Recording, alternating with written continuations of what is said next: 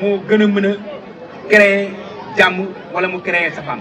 donc joueurs yi dañ leen di ñaaxaat par rapport ak seen i actes ñu bàyyi ci xel parce que mbooloo moo nekk seen ginnaaw su joueurs yi jeexee mooy responsable yi nga xam ne ñooy toog ci banc bi souvent aussi tamit ñooñu tey am na ci ay actes yu ñuy def yoo xamante ni ça crée des problèmes donc arbitre yi ñun su dul arbitre yi match la donc il faut ñu bàyyi leen xel te ay nit lañ l'erreur est humaine par exemple ñu def erreur loolu duñ ko bañ par exemple ñu def erreur équipe bi gaañu si mais si équipe bi gaañoo cela ne veut pas dire que ni public bi ak ASC bi dañoo war a jug xeex loolu ak ñoom ci mais ci tàng bi pour régler problème bi loolu mënul amul ci sport képp kuy génn fii di dem di football yi li leen di ñaax mooy ngeen xam ni ñett moo fi nekk soit da ngay am victoire mbala nga am défaite mbala nga am match nul ci premier tour yi ñuy lancer appel képp ku nga xamante ne nii yaa ngi fii nekk ASC Djigo nga bàyyi xel ni premier tour ñetti résultat moo mën a am victoire défaite ak nul. beneen bi bu ñu eggee aussi ci phase éliminatoire yi ngal la li mu leen di wax loolu c'est entre man ak yéen parce que souvent nit ñi dañ leen di jëwee fexe leen ba dugal leen benn bii rek bu ñu eggee ci phase éliminatoire dugal leen benn bii rek ñoom dinañ yàq match bi donc loolu défi la boo xam ne da ngeen war a ren ngeen xeex loolu pour démontrer à ce que ñooñu di wax loolu ni leen ASC Djigo ASC bu mag la te ASC Djigo màgg na nit dootu leen gagné ci genre coow yu mel noonu donc nag loolu dama leen di lancer un appel par rapport ak doxalin boobu ngeen gën a yokk seen taxawaay gën a yokk seen responsabilité ñeena ngi ci mais ñu leen di gën a ñaaxaat rek ñun la zone incha allah rabi dinañ leen accompagner sur tous les plans match boo xamante ni match derby la match à problème na commandant wax na ko léegi incha allah dinañ def le maximum par rapport à la service d'ordre su jaree ñu dépêcher la police au niveau du quartier dinañ ko def su jaree ñu utal leen jalonnement dinañ ko def au niveau du sac aussi dinañ def le maximum ba mu am assez de policiers pour au moins ñu mën a assurer sécurité ñu fay ñëw ak sécurité journée bi donc loolu ñu ngi leen di rassurer ci côté boobu noonu di leen di ñaan di leen di ñaax di leen di ñaanal aussi yàlla dugal leen ci saison bi ci bismillah génne leen ci alhamdulillah donc foofu laay wàccee kàddu yi di sant ñëpp di gërëm ñëpp di leen di remercier merci beaucoup vraiment. À l'endroit des supporters de suivre le dirigeant par rapport à cette année par rapport au fair play bi nga xam ne mooy suñu mot beneen bi à l'endroit des dirigeants qui sont des jeunes comme vous qui ont été formatés. Moi-même qui vous parle, j'ai été un jeune et j'ai été formaté jusqu'à ce que je devienne aujourd'hui. Et c'est à mon tour de rendre le tablier à l'endroit de ces jeunes dirigeants. Ki nga xam ne moo si jiitu mooy Mathieu et sa team, nous vous souhaitons une bonne saison. Def nu commencé ko si bismillahi rahmani rahim jeexal ko si alhamdulillahi rabbil alamin. Beneen axe bi à l'endroit ñii qu'il mouille le maillot pendant 90 minutes duñu xam lu xew si match bi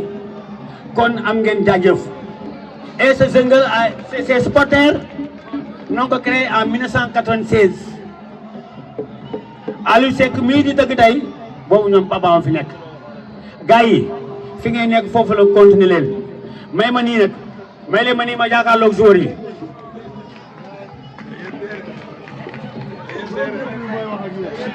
Le message que je lance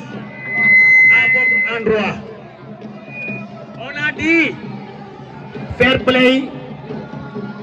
non violence, mais la non violence pour l'ASC Djigo repose sur vos pieds. La non-violence repose sur vos pieds. Cela veut dire quoi? Il faut mouiller le maillot. Vous avez ce dont aucune équipe n'a. Regardez comment vous êtes habillés aujourd'hui. Faites le tour des ASC qui sont au Sénégal. il n'a aucune ASC comme l'ASC Djubo ñi fi nekk ndaw mën nañ ma wax mën nañ seede regroupement Djubo amul fenn c'est digne d'un regroupement de l'équipe nationale préparation ASC Djubo c'est digne d'une préparation d'une équipe nationale kon tey jii yéen ñii le quartier a soif les supporters ont soif et on a besoin de boire et c'est à vous de nous donner de l'eau que nous devons boire, c'est-à-dire de remporter la coupe dont nous rêvons depuis 2017. Et cette confiance, vous la méritez. Et vous devez aussi la démontrer au sein du cercle du périmètre vert, comme le disent les techniciens. Zola, Moser, avec les jeunes qui viennent d'aujourd'hui, il faut se parler. Il faut se parler. Violence ba amee ñëpp a ngi wax mais Djubo wax nga dégg ngeen président bi lu wax nañ leen dugal benn bii ñu yàq match bi. On peut être mené par 1-0 et on peut revenir à la marque. loolu lépp da ngeen war a am fulla ak fayda boo leen amee am supporters yi am fulla ak fayda am dirigeants yi am fulla ak fayda yéen da ngeen am war a fulla ak fayda ku lekk lu neex sol lu rafet dafay mouiller le maillot. On a besoin de sourire encore. On avait souri, mais ça fait 8 ans décalage. 2017, 2025, ça fait 8 ans. Donc tout l'espoir de Guédiawaye, l'équipe la plus populaire de Guédiawaye, repose sur vos pieds. Moser et sa bande, vous avez un sacerdoce. Moser, vous avez un sacerdoce. Votre groupe, il faut en parler chaque jour que le quartier a soif. On a besoin de boire et cette eau doit venir de vous. Merci gars yi. donc gars yi suñu établissement bi président d'honneur yëpp Abou Seck ci Père 6 waaye di nuyu suñu monument yi nga xam ne def nañu lu ne pour ASC Djubo di Saliou Diop di Moussa Diallo di vraiment ki nga xam ne moom moo yor lengay actuellement di Mathieu di un jeune boo xam ne discours bi boo ko dégloo tey di nga xam ne vraiment joxe na ouverture bi mais aussi joxe na leçon pour ñun supporters yi mais pour yenn joueurs yi parce que seulement Djubo dafa am lu muy représenter défendre Djubo dafa am lu muy symboliser kon heure boo leen duggee ci terrain bi di football 90 minutes coach na ngeen xam ne am ngeen responsabilité bu rëy. responsabilité boo xam ne nii seen njaboot